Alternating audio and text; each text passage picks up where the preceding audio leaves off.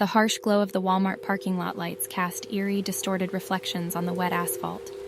It had been a long and grueling shift, and as the rain fell in a relentless torrent, I felt each drop like a weighted sigh against my skin.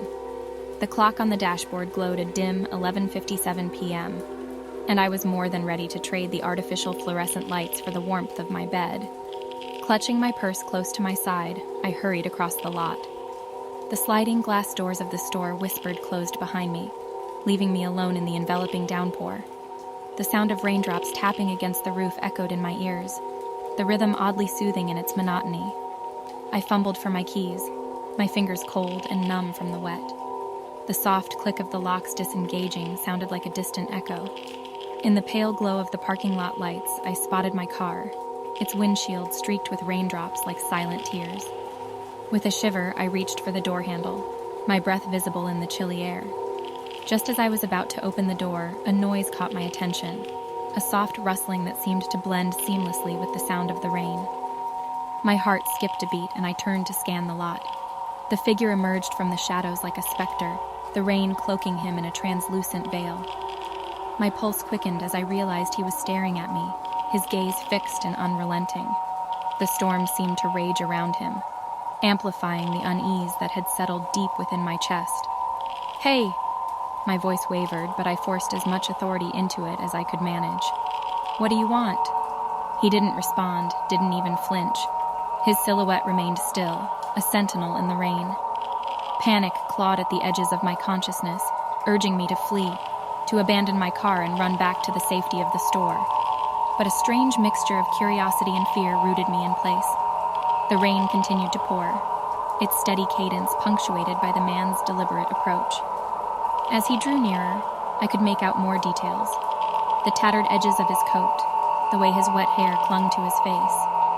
Every step seemed measured, each footfall an echo of my racing heartbeat.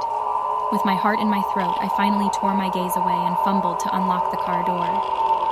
The rain-soaked leather seats greeted me as I practically fell into the driver's seat. I locked the doors with a shaky hand and jammed the key into the ignition. The engine roared to life, and I peeled out of the parking spot, my tires hissing on the wet asphalt.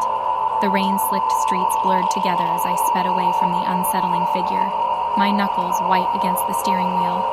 Adrenaline surged through my veins, the urgency of escape propelling me forward. I glanced in the rearview mirror, relief flooding over me as I saw no sign of the man. When I finally reached the sanctuary of my apartment complex, I parked and practically stumbled up the wet stairs to my unit. Once inside, I locked the door behind me and collapsed onto the couch. My clothes clung to me like a second skin, the rain outside a constant reminder of the night's eerie encounter. Over the following weeks, I couldn't shake the feeling of being watched. The sound of rain tapping against my windows became a haunting melody, a symphony of unease. I invested in curtains, closed them tight, and yet the sense of being observed persisted.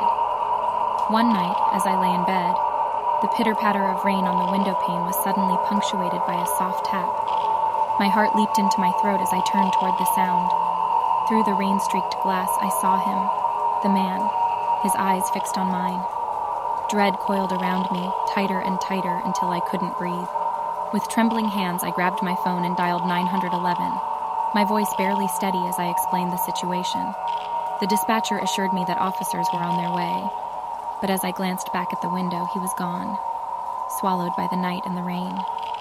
As the police arrived and searched the area, I clung to the hope that they would find him, that this nightmare would finally end. But even as they left, their assurances of safety echoing in the air, I couldn't shake the feeling that the rain would bring him back, that he would continue to haunt me, a chilling presence forever intertwined with the downpour's relentless rhythm.